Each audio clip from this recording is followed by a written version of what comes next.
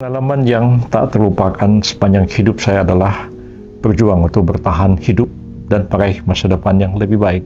Saya lahir di kampung, sekolah di kampung, sambil bekerja, membantu orang tua, bahkan pernah menjadi tukang bersihkan masjid, pernah jadi nelayan, pernah membantu nelayan mengangkat perahu dan sebagainya, pernah jual ikan di pasar. Sehingga saya sampai pada suatu pemikiran, kalau saya terus-menerus seperti ini, nasib saya tidak akan berubah. Maka saya terus sekolah sampai tamat SMA dan saya pikir saya harus melanjutkan pendidikan. Saya berkeyakinan pendidikanlah satu-satunya yang dapat mengubah nasib hidup saya yang miskin dan tertinggal dan tinggal di sebuah pulau kecil antara Sumatera dengan Kalimantan. Maka saya pergi ke Jakarta menghadapi satu tantangan dalam keadaan yang serba tidak pasti. Saya tidak tahu mau tinggal di mana, mau dapat uang dari mana bisa sekolah. Maka saya tinggal di masjid, saya membantu membersihkan masjid, dapat pemondokan gratis, ya. Kemudian saya mengajar bela diri, saya mengajar mengaji, mengajar macam-macam, ya. Bahkan pernah saya jadi kondektur bus kota satu hari, sehingga saya hafal halte bis dari Papan Banteng pada waktu itu sampai ke Tanjung Priok, bahkan sampai lagi ke Cilincing, hafal halte bis itu. Lama-lama ya saya karena rajin belajar, ya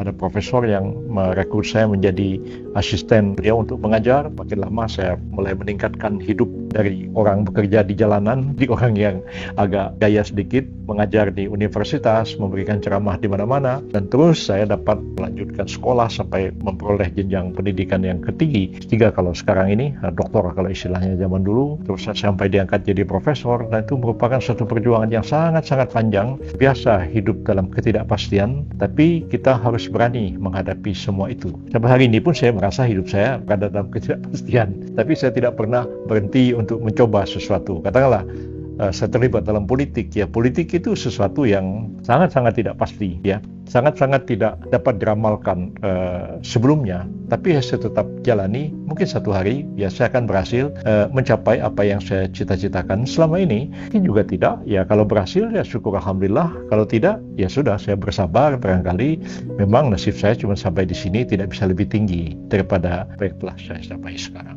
Saya tetap bersyukur juga dengan segala pencapaian itu.